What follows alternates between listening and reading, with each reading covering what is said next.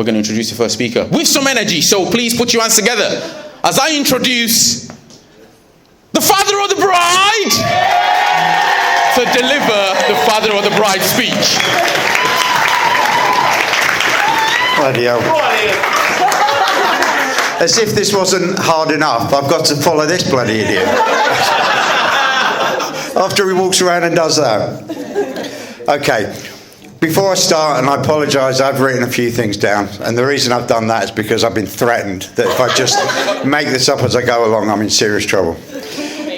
So I just want to first of all thank everyone for coming. It's great to see lots of family that I haven't seen for a long time, and for me personally, obviously, lots of new family. So it's great to see you all here, and thank you for that. I've stood up and I've spoken in front of people many, many times, and generally speaking, I just wing it.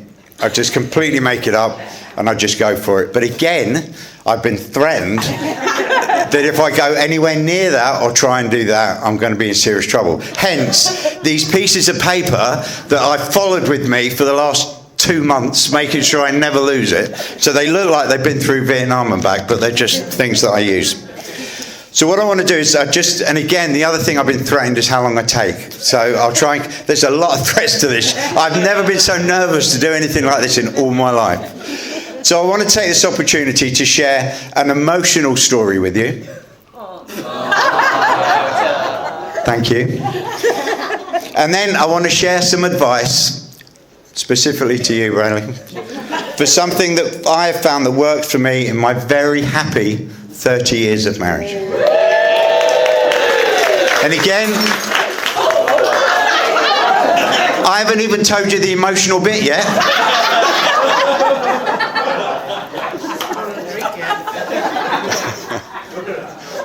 None of you are making this very easy for me, are you? So, my emotional story. T has always been very motivated when it comes to a career. Very motivated. Which is one of the many things Shami and I have always been proud of. At the very tender age of 17, which now seems, standing here, so long ago, T got an apprenticeship with Sky and became one of their youngest female tech employees. To this day, Shami and I seriously have no idea what she did, but that's what she got. However, to do this meant moving to London. That's not even the emotional bit. And after she looked at us, a quick goodbye, said thanks for everything, off she went. Just again to be clear, this isn't the emotional bit. Thankfully for us, her auntie Sophie took her in and made sure that she was looked after, cared for, and we knew we didn't have to worry about her. Something Shami and I have never forgotten. Still not the emotional bit, but we'll keep going. Then COVID happened. Do we all remember COVID? Lockdown forced T to come back home. Again, that's not the emotional bit. For the next 4 years, we were lucky enough to have T back with us, and they were great times. During that time, she met Bradley. Again, not the emotional bit. They got a lovely place of their own, and once again, after 4 years, T just got up and moved out, and just left us on our own. Still not the emotional bit. However, it was only as T was skipping down the drive, saying goodbye to us and waving, leaving us after all these years, that Shami and I looked at each other and suddenly realised we would no longer get free Sky TV.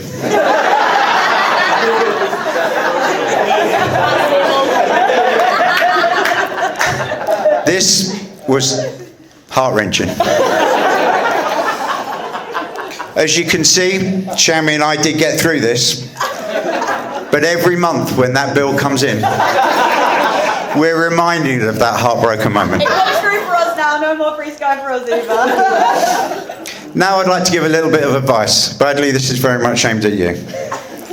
I've been very fortunate to spend the last 30 years with the love of my life. That is you, James. Yeah, just to be sure, because that could get emotional and I didn't mean to. She is without doubt the nicest person I know. Bradley, I found that whenever you're out together, and this is my advice with tea, always hold hands. Now, I say this because what I found is whenever you hold hands, it's a sign of how close you are. It's a sign of how inseparable you are. It's a sign of how important you are to each other, and that sign is very important, and when you're out, everyone can see it. The other reason it's very important is because as soon as you let go of her hands, she will go shopping.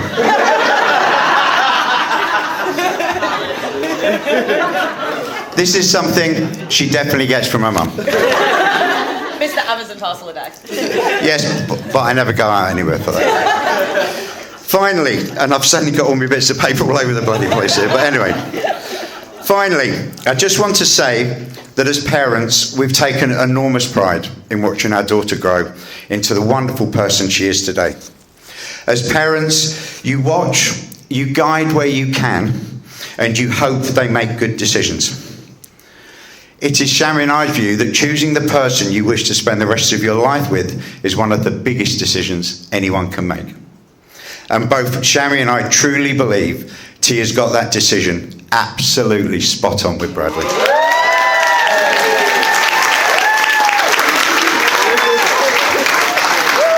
Speaking as a father, you want your daughter to find someone who loves her almost as much as you do. And we can both see what a lovely person Bradley is. And what a wonderful family the Gallaghers are. All of whom have done nothing but make our daughter happy, and for that, we thank you. Finally, I think I'm either getting emotional or I've got something wrong with my arm.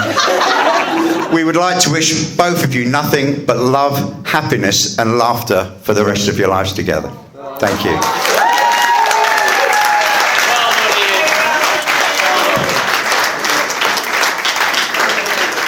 Please keep that applause going for that amazing speech. Nice. Ladies and gentlemen, it's worth mentioning, take it from the weirdo with the microphone, who attends weddings for a living, that all of this doesn't just happen by magic, no pun intended. Hey.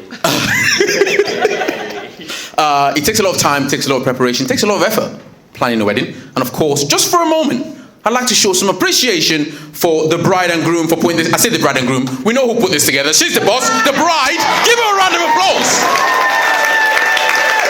That's right. I love that. T's planning the wedding, Bradley's turning up. So, the next speaker, I'd say needs no introduction, but I'm going to try and introduce him anyway. He's only one of the best men. Ladies and gentlemen, put your hands together for Jack, delivering one of the best men speech.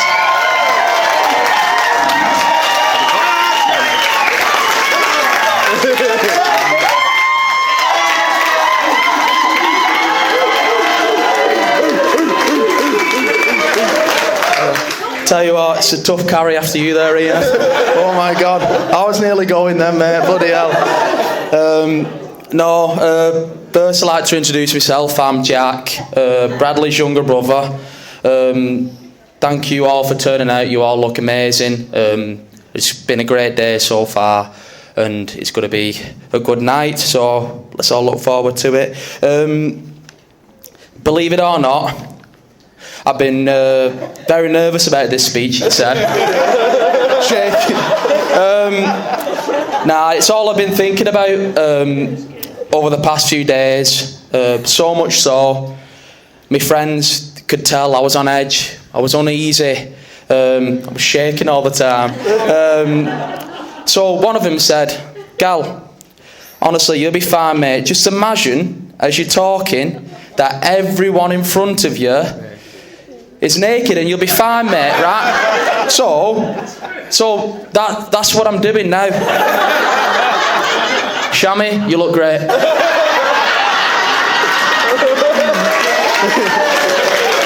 So do you, Steve.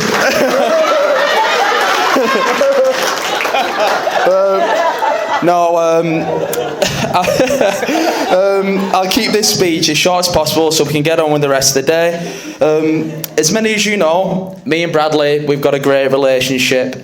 He's my best mate. I was so made up when he asked me to be his best man. I really was. To be honest, there was no doubt in my mind that he'd ask me. I'm his brother, his own flesh and blood. There was only ever going to be one best man. Who else could he pick? Nice one, Bradley.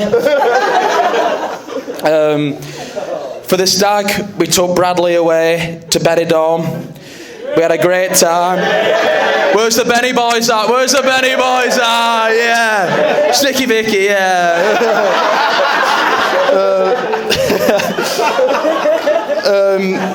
Me, Dad, the boys, all giving Bradley the biggest send-off. I'd love to tell you about it, but as we all know, what happens in Merrydale stays in Merrydale. Plus, this is serious now. I know T had an awful hen do. So I don't really want to go about how good ours was. I know theirs was terrible. It was awful. It was terrible. It was all boo you. Bradley and I spent a lot of time together, whether it be at my nan and granddad's, camping with Dad, annoying Mum in the kitchen, or on holiday in Florida, our favourite place. I loved it. It was just me and Bradley against the world. That was until 2020, when the African Queen walked into our life. I then knew I had to share Bradley with someone else. I remember the first time I met Tamira, I was so nervous. What would I say? Would it be awkward? Luckily for me, T likes talking a lot. After speaking to T for 30 minutes, I needed to lie down upstairs. No, all jokes aside, I knew there was something quite special about the African Queen. She's kind, thoughtful, funny and caring. I truly believe good things happen to good people. They both deserve each other.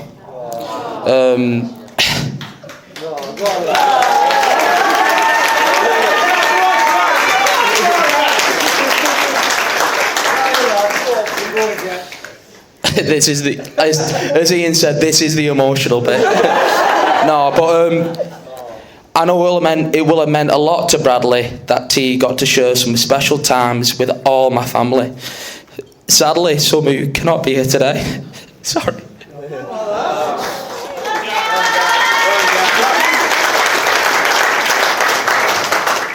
Yeah, I'm brave. I know they'll be looking down on you both so proud. I just hope they're not looking down on you later tonight in the bedroom.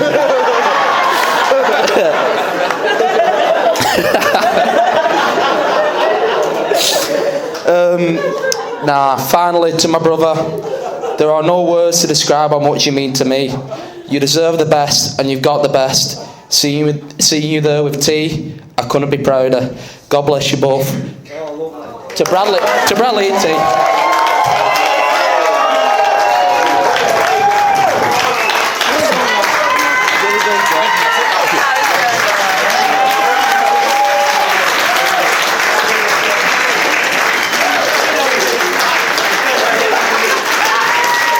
He deserves that and a lot more. Put your hands together for Jack. Nice. Sometimes, as part of the wedding planning, I advise bride and groom to have speeches before food, only so that if the best man's speech didn't hit the mark, we know who's not getting fed. But it's fine. They've done it this way, speeches after food, because they know you'd do that and you'd smash it. You did smash it, mate. Well done.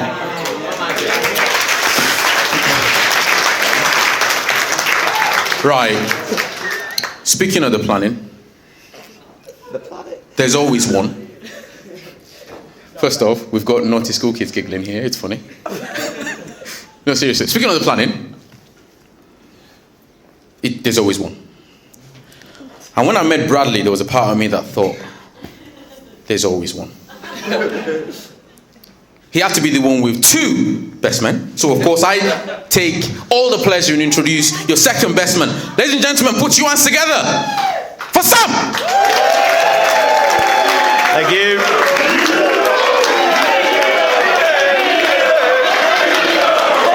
Jesus Christ, Jack, how do you follow that? Oh my God. That was emotional.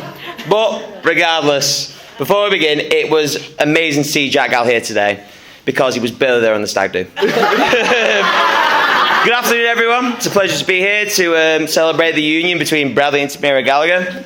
For those who don't know me, my name is Sam. Look at you. Hang about. Again, for those who don't know me, my name is Sam. I've often been referred to by the father and mother of the groom as their third child. Which, when you think about it, I was the child they chose, whereas Jack and Bradley were the child they received. Well, less about that. It doesn't matter. But that's not why we're here today at all. I first met Bradley at the age of 3 at a place called First Friends in Orrell. Oh, it was a nursery. It was a good time, wasn't it, young BG? I don't remember it very vividly, but my grandmother does. My grandmother, rest in peace, was approached by Christopher over here, saying, I can see that your grandson and my son are getting on pretty well. Let's take them out together. And the rest is pretty much history, is it not? Is it not? We didn't go to the same primary schools, but we all congregated together in high school, where I assume quite a lot of people here were that. Give us a woo. There you go. Bloody hell. Tough crowd. The fun truly began when we reached the age of, 16, when we started going out, having a few drinks, that how it is. You can all be well and good until alcohol comes involved. Bradley is what I would call an instigator. Few people around here know that when Bradley sees you a little bit drunk, he'll apply you with more. A lot more. If any of you are a bit pissed tonight, sorry, and he sees you like that, watch out, because he will start pouring it down your throat. I have been victim to this, and a few other people have been a victim to this in this room that I know for a fact. But every so often, Bradley gets done. Bradley does get done, once in a while. It's a once in a blue moon, but you do get a little bit too big for your britches, don't you? One thing that Bradley is known for, though, he's been a little bit better lately, is being late. If Bradley did not need to be here 3 hours before the ceremony, he would have been 2 hours late. It's just the way he is. I'm sure everyone who knows how he usually is could definitely agree with that. Yeah, he's late to everything. But again, this is where Bradley being drunk and Bradley being late coincide. Oh no. It was a good few years ago, definitely. We were in Manchester. We were going to an event in Sankey's. I'm pretty sure some of you know. Some of you were definitely there. Thank you, Joe. You were there.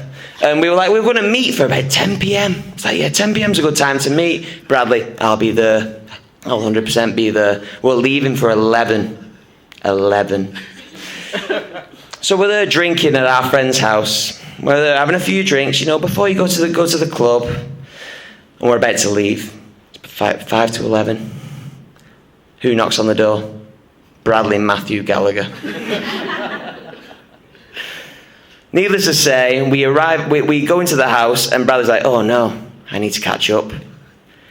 So he decides in his genius to pour 50% vodka in a pint glass. As you know, that's quite a lot, and 50% lemonade.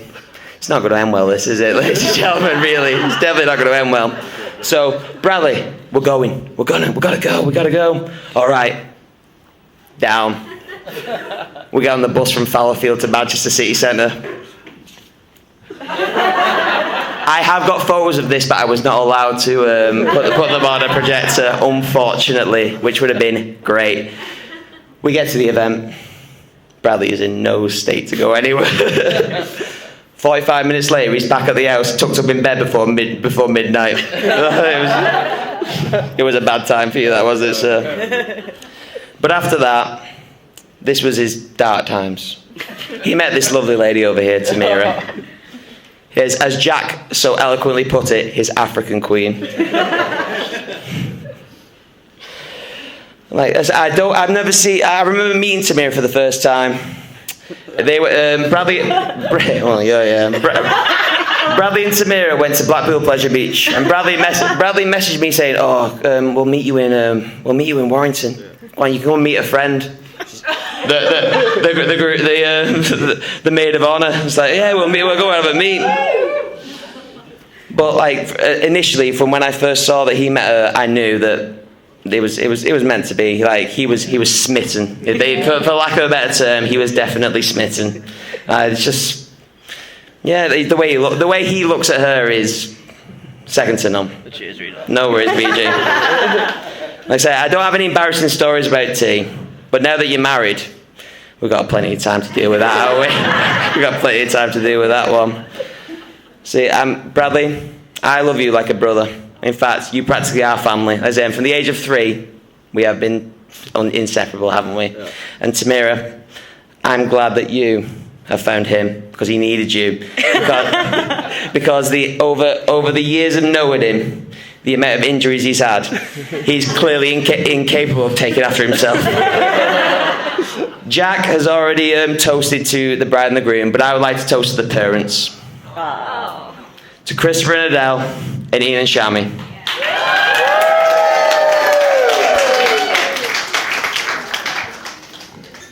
And now it's you. Cheers, mate.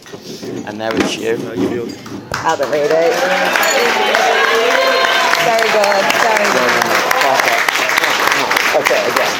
That's not as bad as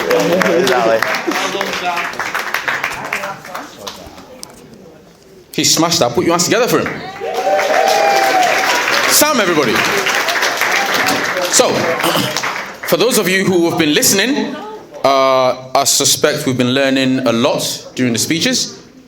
I don't know if it's me or my age, but I find out these lot meet up at 10 p.m. on purpose. If I'm not in bed at 10 p.m., something's very wrong. I find out the father of the groom hits on grandmas. Let's have a play day.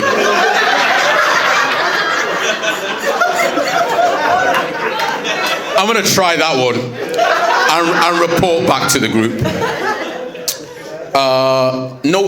Note of warning. Yes, there is a magician in the building, so please keep your hands on your phones, your wallet, and your partners.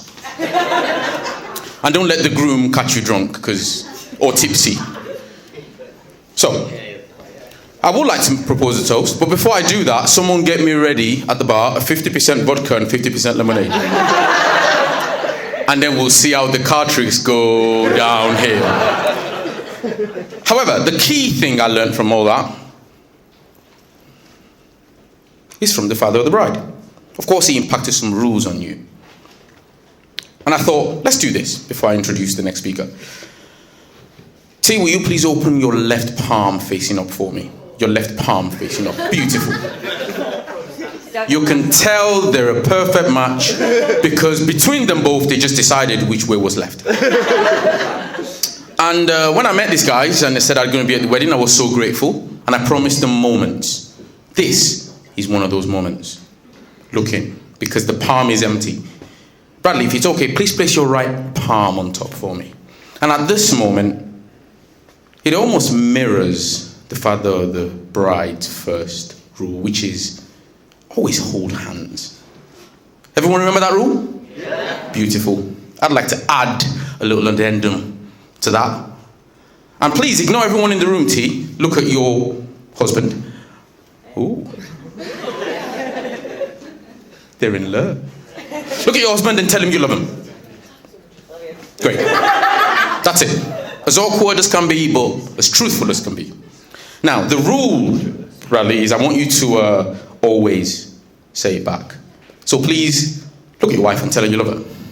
I love you. Oh, give him a round of applause, ladies and gentlemen. A moment, I promise, and a moment, I deliver. Because this is the very last moment my buddy Brad will ever have the upper hand or the last word in any situation ever. Ladies and gentlemen, delivering the groom speech, a vote of thanks. Put your hands together for the swankiest groom in town. Bradley.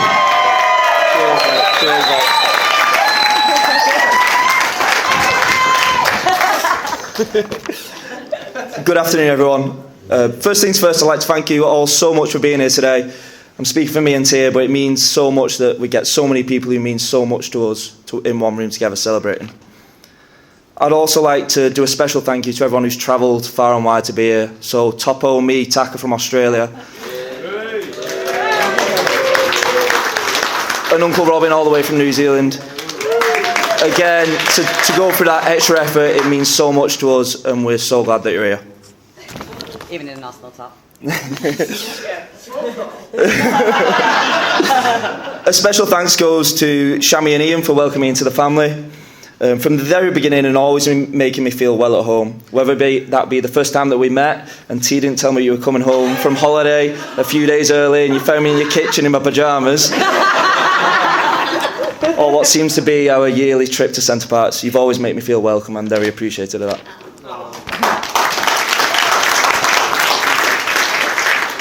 To my own mum and dad, thank you for everything you've done for me, for raising me, supporting me, and just small things like our house being the one. When we were growing up, everyone would come and play when we were younger, and when we started getting older, having a few pre-drinks, and not half lemonade and half vodka yet, but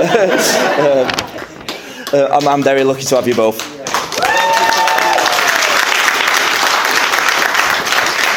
I'd also like to take a moment to remember those who couldn't be with us today, but who are always very much in our thoughts and in our hearts. My Nan Lily, Grandad Rigby, T's grandpa, Grandad Gardner, Nan and Aunt Sis, and our Lacey dog.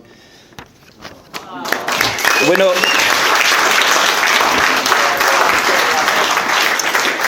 know you're with us today in some way and have front row seats. To the bridesmaids and groomsmen, thank you for everything you've done. You've helped in more ways than you probably even realise, not just with the wedding, but as friends beforehand. And the bridesmaids, you look beautiful, and the groomsmen, you've scrubbed up pretty well as well. A big shout out to my brother Jack, who throughout my life has always been by my side, and although he's nearly bigger than me now, I'll always see you as my little brother.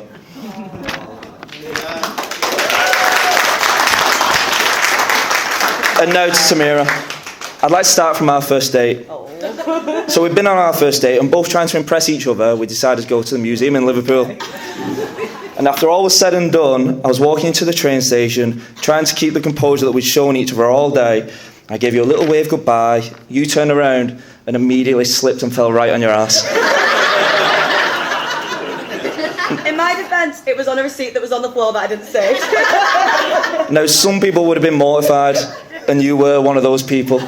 So much, in fact, until now, you've never actually recognised that it actually happened. But at that point, I do remember thinking, she's a keeper. Since then, we've been lucky enough to do some amazing trips together, and one of them was to Peru, where we did the Inca Trail. So for anyone who doesn't know it, it's a 3-day trek in the Peruvian mountains in the Andes. And on day 2, there's this section called Dead Woman's Pass, which is as brutal as it sounds. It's one of them where you're going up a steep incline for a couple of hours, and then after a bit, you get to a top and you go up another steep incline. Anyway, we had some Sherpas carrying our tents and sleeping equipment, but everything else you had to carry. So it was hard enough to start with. Anyway, about an hour into the second day on this Dead Woman's Pass, we get into a little section where we can have a rest, and T goes to me, Bradley, I'm really struggling, mate. Like, I'm out of breath, and I don't know what I'm doing here. And I say, don't worry about it, I'll take you back, your backpack, and you can have a breathe, and we'll work it out. Well, I regretted saying that. For the next 5 hours, me and my dad took turns carrying our own luggage on our backs, plus teas on our front, swapping about every 20 minutes or so, sucking oxygen in because we were so knackered. Only for T to get to the top of the mountain first and say, do you know what, I don't think it was that bad, that, you know. Me and my dad are 20 metres behind, like...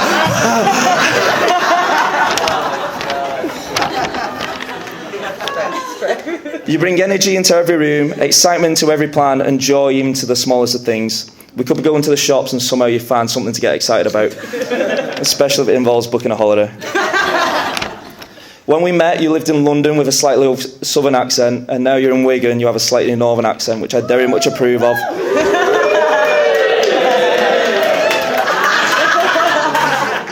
So if she's at the bar in a little bit and asks for a Babbage Head, pay wet and gravy, don't worry about it, she was trying to fit in with the Wigan lot. It's in the London lot, no one want to know what that is. Oh, it's a pie, peas and gravy for the London lot. You care deeply for everything you do, your family, your friends, and everyone lucky enough to know you. I'm the calmer one, and you're the one who keeps life moving. And I know that I'm very lucky to get to spend the rest of my life with you. Tamira Gallagher, I love you till the day I die.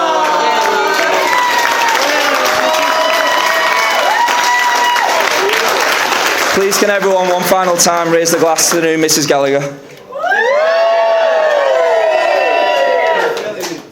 Thank you. Keep that applause going for the groom.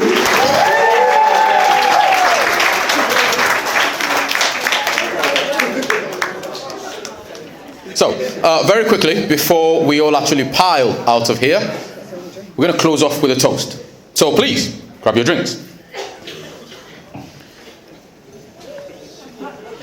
I have not worked hard on this and it's going to show. Some ships are wooden ships and those may sink.